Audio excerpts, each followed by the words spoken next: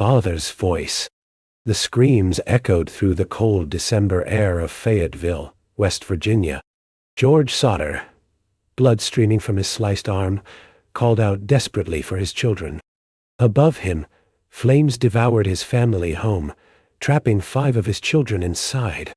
His coal trucks, which might have helped him reach the second-floor windows, refused to start. The ladder he kept beside the house had vanished into the night.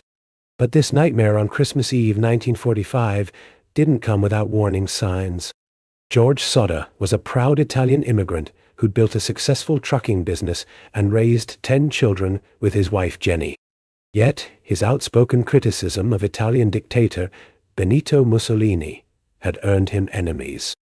Just months before the fire, a life insurance salesman had stormed away from their house with an ominous threat. "Your goddamn house is going up in smoke, and your children are going to be destroyed." That Christmas Eve had started normally enough. The younger children had begged to stay up late, excited about the presents their older sister Marion had bought them from the Five and Dime. George and Jenny agreed, as long as they finished their evening chores. As Jenny drifted off to sleep later that night, a strange sound on the roof startled her, something heavy landing, then rolling. Minutes later, smoke began billowing into their bedroom. By morning, the Sodder home was reduced to ashes. But something was terribly wrong. No remains were found of Maurice, Martha, Louis, Jenny, or Betty, aged 5 to 14. The fire department, arriving 7 hours late, conducted only a cursory 2-hour search before declaring the children dead in the flames. But George and Jenny Sodder knew better. This wasn't the end of their story. It was only the beginning of a mystery that would haunt 3 generations of their family.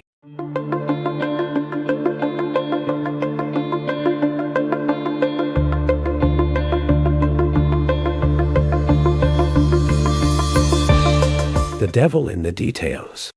Jenny Sodder couldn't accept that fire had silently claimed her children. A mother knows her children's voices, their screams, their cries.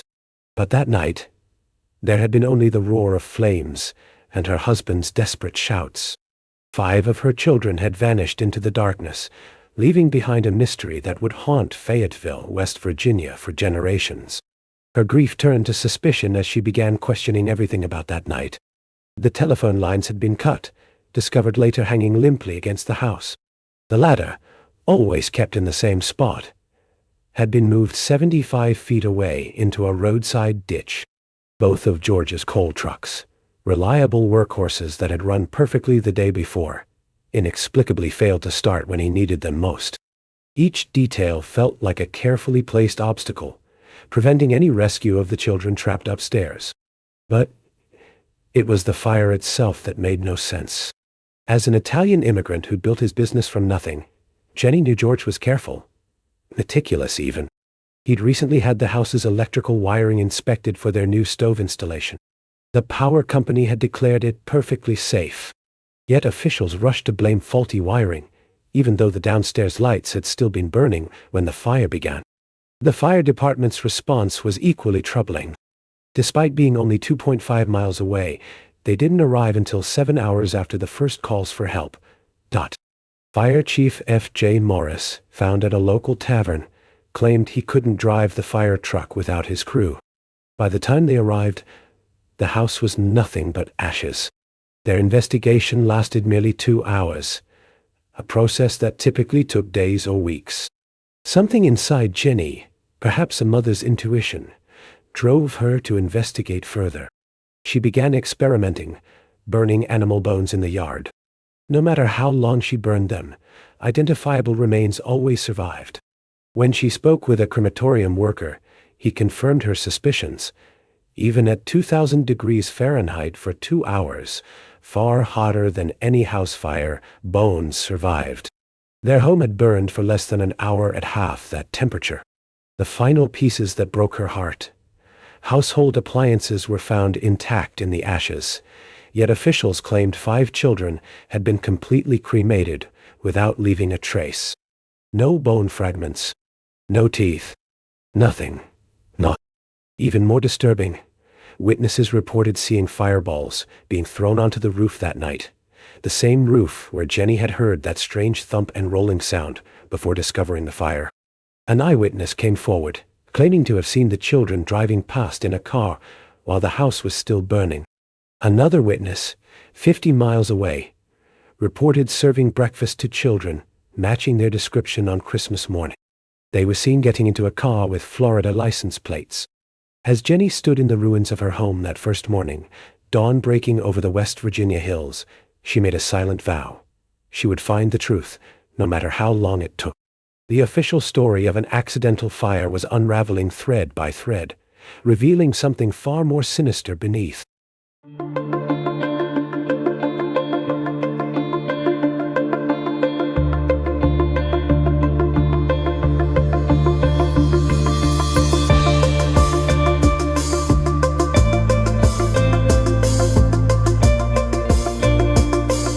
Phantom hearts and false leads.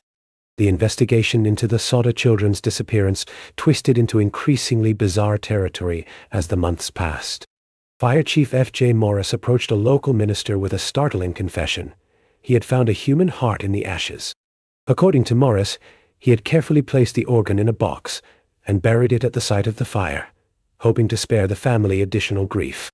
When private investigator C.C. Tinsley convinced Morris to dig up the box, the truth proved even stranger than the confession. Inside wasn't a human heart at all, but a fresh beef liver that had never seen fire. Morris's explanation, that he thought planting the liver would provide closure for the family, only deepened suspicions of a cover-up. The same fire chief who had taken 7 hours to respond to the blaze had now been caught in an elaborate deception. Meanwhile, tips and sightings poured in from across the country. A woman in a Charleston hotel reported seeing 5 children accompanied by 2 men and 2 women speaking Italian. When she tried to speak to the children, the adults became hostile and quickly ushered them away. Another witness claimed to have spotted the children at a roadside diner, climbing into a car with Florida license plates. In New York, George's heart leaped when he saw a school photograph in a newspaper. One of the girls bore a striking resemblance to his missing daughter Betty. He drove to New York immediately to investigate, but the girl's parents refused to speak with him. Each lead, no matter how promising, led only to more questions and closed doors. The most tantalizing clue arrived in 1968, a photograph mailed to Jenny from Kentucky. The image showed a young man in his mid-20s, with dark curly hair, brown eyes, and a distinctive left eyebrow, features strikingly similar to their missing son Louis, who would have been that age. On the back was a cryptic message. Louis Sodder, I love brother Frankie, ill boys, a 90,132 or 35.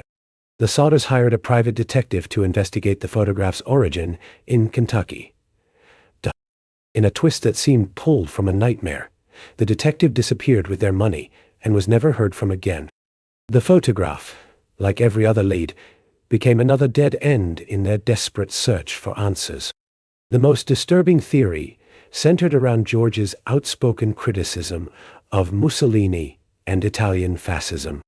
Before the fire, a life insurance salesman named Fiorenzo Giannatolo had threatened George over his political views. This same man had recently increased a life insurance policy on the Sodder property without their knowledge, and collected the payout after the fire. When the FBI offered to investigate, local authorities blocked their involvement, claiming jurisdiction over the case. Each new revelation suggested an orchestrated plan rather than a tragic accident. But who had arranged it? And more importantly, what had happened to the 5 Sodder children who vanished into the Christmas night of 1945? The answers seemed to slip further away with each passing year, even as the questions multiplied.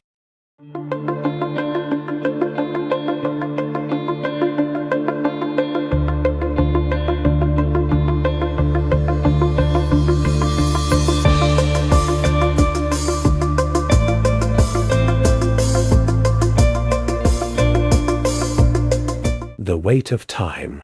Time did not heal the wounds of George and Jenny Sodder. It only strengthened their resolve.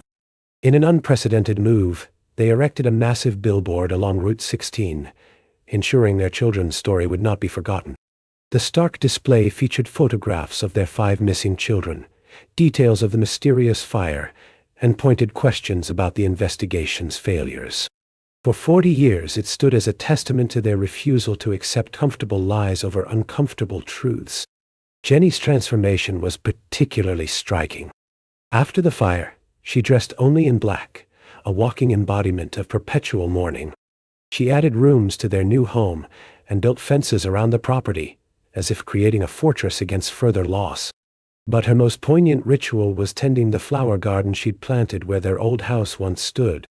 Among the blooms, she would often stand silent, lost in memories of the children who once played there. George, the once proud businessman, devoted his remaining years to investigating every lead, no matter how improbable. He traveled thousands of miles, following tips from Florida to New York, spending their savings on private investigators and newspaper advertisements. Each dead end seemed to age him a little more, but he never stopped searching. Their surviving children watched their parents' relentless pursuit with a mixture of admiration and heartache. Sylvia, only 2 years old at the time of the fire, carried her first real memory, the sound of her father's anguished screams as he tried to reach her siblings. That memory drove her to make a solemn promise to her mother. She would never let the story die. In 1969, George Sodder's quest came to an end. He died at age 74, still without answers about his children's fate. Jenny lived on for another 20 years, passing away in 1989 at 85. Shortly after her death, the billboard that had stood for 4 decades was finally taken down. But the questions it posed remained unanswered. The tragedy's ripple effects continued through generations.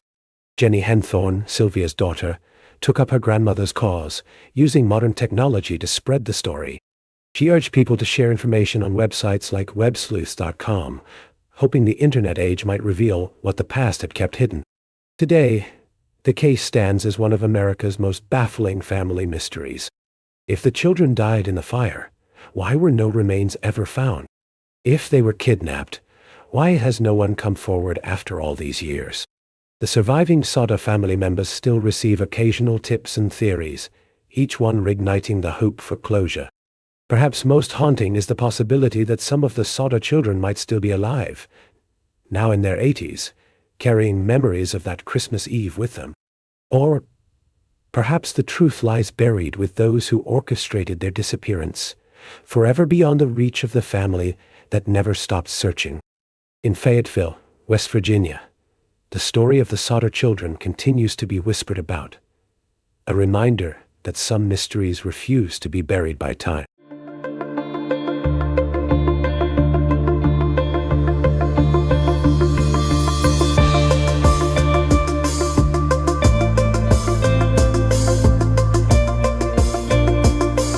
The inheritance of mystery.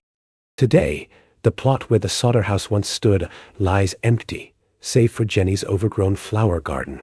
The billboard that asked uncomfortable questions for 40 years is gone, though its message still echoes through the hills of Fayetteville. The case of the missing Sodder children has become more than a mystery.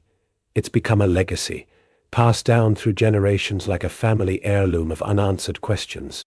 Sylvia Sodder, now in her late 70s, remains the last living link to that Christmas Eve in 1945. Though she was only 2 years old when her siblings vanished, she carries the weight of her parents' quest for truth. Her children and grandchildren have inherited the story, along with boxes of newspaper clippings, photographs, and investigation notes, the physical remnants of George and Jenny's lifelong search. The mysterious photograph from Kentucky, the Italian-speaking strangers at the hotel, the beef liver buried by the fire chief, the missing private investigator.